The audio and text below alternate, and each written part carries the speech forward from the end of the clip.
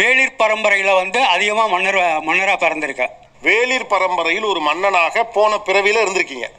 சிறப்பான ஆள் நீ. அஸ்ட்ராலஜி நியூமராலஜி பற்றி ஓரளவு எனக்கு தெரியும். அது அப்படி வந்து பேர் மாற்றம் வந்து செஞ்சேன். அதாவது செய்யறதுக்காக ட்ரை பண்ணேன். சில பேரெல்லாம் சொன்னாங்களே யாரோ குரல் கேட்குதுன்ட்டு. எனக்கு குரல் மட்டும் கேட்காது, சில காட்சிகளும் வரும். அதே மாதிரி அடுத்தது நான் என்ன செய்யணும் அப்படிங்கிற அது ஆர்டரும் வரும். அது மாதிரி ஏதாவது ஒரு எக்ஸ்பீரியன்ஸ் சொல்லுங்களேன். நான் 6 மாசத்துக்கு முன்னாடி வந்து இதோட வந்து பொதுமக்களுக்காக நீ செய்ய வேண்டிய பிரச்சனைகள் வந்து சால்வ் ஆயிருக்கு. அந்த நோய் என்ன அழிக்கிறதுக்கு எவ்வளவு கஷ்டப்பட்டு தெரியும். அடுத்த ஸ்டெப் வந்து நீ வந்து அரசியலமைப்பு மாதிரி ஓபன் பண்ண உங்களுக்கு செய்தி வந்துச்சு. ரைட். யார் சாமி இவன்? எங்க இருந்து வந்திருக்கான்? இந்த நம்பிக்கையெல்லாம் ஒரு எமோஷன்ஸ் அடிப்படை தான் இருக்கு. நான் இங்கே பேசுறது நிறைய பேரை பார்த்தேன். சில பேருக்கு வலி, சில பேருக்கு எம்பத்தி அண்ட் எமோஷன்ஸ் காணும். சில பேருக்கு உடம்பு வலி, தனிமை. இந்த எமோஷன்ஸ்க்கு எனக்கும் வரும். இப்போ நான் ஐஏஎஸ் ஆயிடணும், நான் ஐபிஎஸ் ஆயிடணும், அதுக்கு நானே ஒரு ஆன்சர் கிரியேட் பண்ணுவேன். வாய்ப்பு இல்லை ராஜா, வாய்ப்பு இல்லை. வலி இருக்கு, அது காலில் வலி இருக்குன்னா நான் ராணுவ வீரர். அவருக்கு தனிமை வலி இருக்கு, அவருக்கு என்னன்னா நான் மரம். உங்க வாய் உங்க உருட்டு, நீங்க உருட்டுறீங்க. அப்படி கிடையாது. அதுக்கு அதாவது நீங்க எப்படி சொல்றீங்கன்னா ஒரு வலி வந்தா அந்த வலி எல்லாத்துக்குமே வந்து பாஸ்ட் லைஃப் அப்படி சொல்ல வரல. ரொம்ப நல்லவன் போல பேசாங்க, எரிச்சலா இருக்கு. உங்களை பத்தி எனக்கு எல்லாம் தெரியும். அந்த வலிக்கு வந்து விட இப்ப நீங்க சொல்றீங்க இல்லையா, ஐஏஎஸ் ஆபீசர் சொல்றீங்க இல்லையா, நான் ஐஏஎஸ் ஆபீசர் ஆகணும்னு சொல்றீங்க. ஒரு 10 தடவை ட்ரை பண்றீங்க, கிடைக்கல என்ன பண்ணுவீங்க?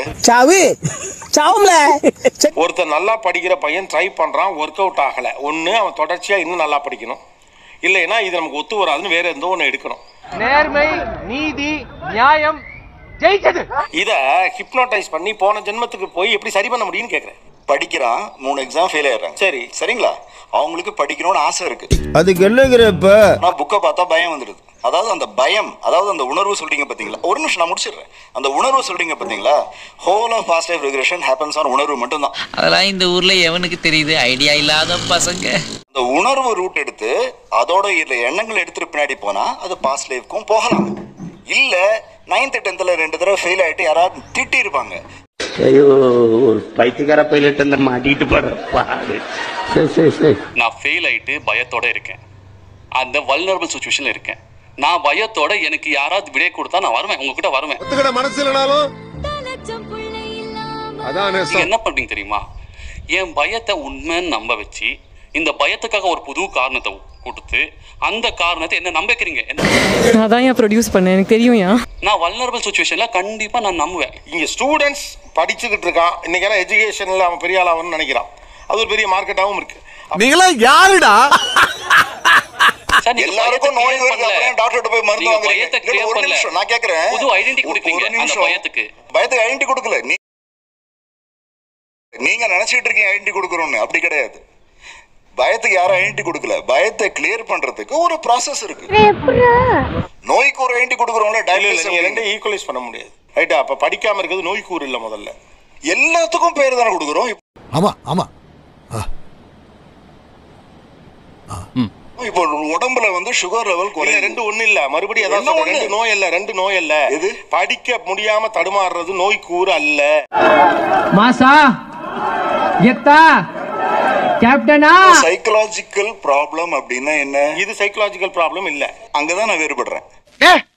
என்னடா பொசுக்கு மலையாளம் பேசிவிட்ட? டிஸ்ட்ராக்ஷன் நோய், அது நோய். இன்னைக்கு வந்து மெயின் ஸ்ட்ரீம் சைக்காட்ரி வந்து இந்த ப்ரொபோசல்ஸ் எல்லாத்தையுமே எப்போ ரிஜெக்ட் பண்ணிட்டாங்க. மெயின் ஸ்ட்ரீம் சைக்காட்ரில இது கிடையவே கிடையாது. பொறுக்கி பைய பொறுக்கி. ஹிப்னோசிஸ்ல நீங்க சொன்னது மாதிரி ஒரு சிறு வயதுல பெரிய மாறாத வடு மனசுல ஏற்பட்டிருக்கலாம். அது அவனுக்குள்ள தேக்கமாவே இருந்திருக்கலாம். அதை ஐடென்டிஃபை பண்றதுக்கு ஒருவேளை இது பயன்படலாம். என்ன கொடுமை சரவணன். ஆனா முற்பிறவில மன்னரா இருந்தா மரமா இருந்தாலும் எப்படி சொல்லுவீங்கன்னு தான் தெரியல. இந்த மாதிரி ஒரு ஆஸ்பத்திரியில ஹிப்னோசிஸ் பண்ணலாம். அதாவது இதான் அநியாயத்தை கண்டா பொங்குறதா.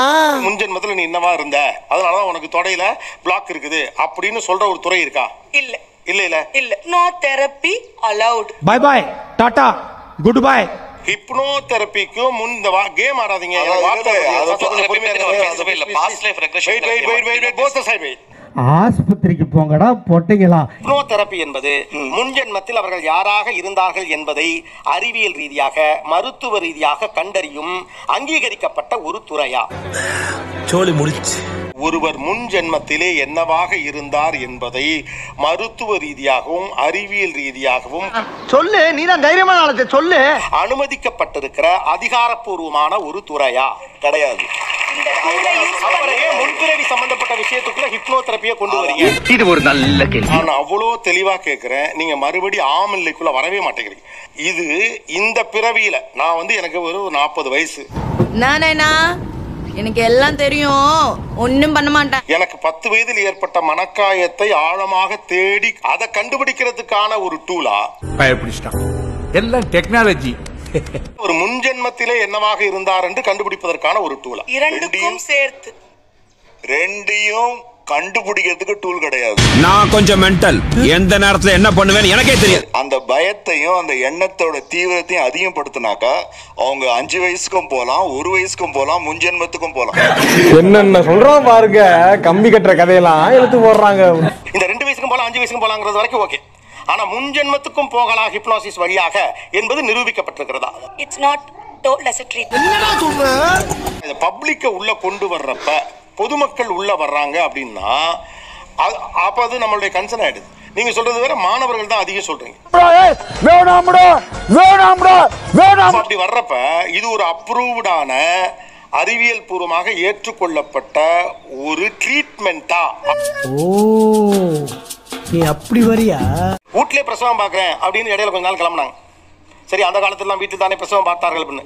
அதுக்கப்புறம் அது சில ஆபத்துகள்லாம் வந்த பிறகு இதுல பெரிய பிரச்சனை வருதுல்ல. இது சைக்காலஜி டிபார்ட்மெண்ட் கவனிக்க. ஏன்னா youngsters are involve in this. படிப்பு சம்பந்தமா, மென்டல் சம்பந்தமா பப்ளிக் நிறைய பேர் வர்றாங்க. அப்ப இது யாரு ட்ரீட் பண்ணணும், எப்படி ட்ரீட் பண்ணணும், யாருக்கு மெடிக்கல் ட்ரீட்மெண்ட் கொடுக்க ரைட்ஸ் இருக்கு? தலைவா, உங்க கை ஒர்க் ஆகலன்னாங்க. என்னன்னா மணி பிளாக்கேஜ் ஆனாங்க. அவங்களுக்கு ஃபைனான்ஷியல் எஜுகேஷன் தேவையா, இல்ல பூர்ண ஜென்மத்துல நீ என்ன பண்ண, நீ யாரு? இதெல்லாம் நம்புற மாதிரியாங்க இருக்குது. நீங்க ஹிப்னாசிஸ் பண்றப்போ இப்போ 10 வயசு பையன் வரான், பயம் இருக்கு அவனுக்கு. பயத்தை காரணம் போறப்போ 1 வயசுக்கு போகாம ஓப்பனிங்ல நல்லா தான் இருக்கு, ஆனா உன்கிட்ட பிடிச்சும் சரியில்லையாப்பா. Never ask you what's called hypnosis. இதோடைய சோஷியல் இம்பாக்ட்ஸை பத்தி நீங்க கவலையே பட மாட்டேன்னா இந்த கேள்வியை ரிசீவ் பண்ண மாட்டீங்க. ஏய் மாமா மடையா, நீ போன பிறவில இதுவா இருந்த, நீ செய்த பாவத்தால் இந்த பிறவியில் இப்படி இருக்கிறாய்னு ஒருத்தன் சொன்னா அவன் பாதிக்கப்பட மாட்டானான்னு. அது கிடக்கட்டும், இந்த இவனுக்கு ஒரு சீட் எடுத்து பாருங்க ஐயா, வெறும் பொய்யா சொல்லிக்கிட்டு தெரியலாம். நல்ல விதமும் இருக்குல்ல சார், அரசகுமாரியாவும் இருந்திருக்கலாம் இல்லையா? அதுதான் சார் எங்க பிரச்சனை. சாம்பார் ஆப் எனக்கு. போன பிறவில நீ யாருன்னு உங்ககிட்ட சொல்றது இருக்குல்ல, அதுல நீ பாவம் செஞ்ச, எல்லாருமே பாவம் செஞ்சிருக்கீங்க. அதாவது எப்படின்னா, உனக்கு உண்மை தெரிஞ்சு போச்சு, உன்னை விடக்கூடாது. இவங்க அரசகுமாரியா இருந்தும் பாவம் செஞ்சிருக்காங்க, நீங்களும் பாவம் செஞ்சிருக்கீங்க, அவங்க வந்து கடவுளின் ஒரு பகுதியா இருந்தும் பாவம் செஞ்சிருக்காங்க. இப்ப இந்த பாவத்தோட வினையை அனுபவிக்க நல்ல மனசுக்கு நீ தான். பத்தாவதுக்கு நீங்க என்ன சொன்னீங்க, 3 பிறவி வேணும் அவங்க சொன்னாங்க. 3 பிறவிக்கு அப்புறம் இது சரியாயிரும் சொன்னாங்களா? அப்ப நீங்க எப்படி அதை விட்டு மீண்டு வருவீங்க? ஏண்டா டேய், எனக்குன்னே வருவீங்களாடா? ஏன்ட்ட சரசம் பண்றக்கே ஓட்டாப்பே உங்களை பெற்றுறாங்களா? நம்மள தீர்ந்து இப்ப நானே நினைக்கிறேன் பாவம் பண்ணிருக்கேன், அதனால இந்த ஜென்மத்திலயும் பொண்ணா பிறந்திருக்கேன் நினைச்சுக்கலாம். மனுஷன் பாவம் பண்ணதுக்கு பொண்ணா பிறக்குறீங்களா? என்ன ஒரு புத்திசாலித்தனம். நம்ம புண்ணியம் இதான் பிரச்சனையே. போன ஜென்மத்துல நான் பாவம் பண்ணதுனாலதான் பொண்ணா பிறந்தேன்னு சொன்னீங்க பாருங்க, அதுதான் நீங்க இதோட பிரச்சனையே. உனக்கு மண்டையில பிரச்சனை.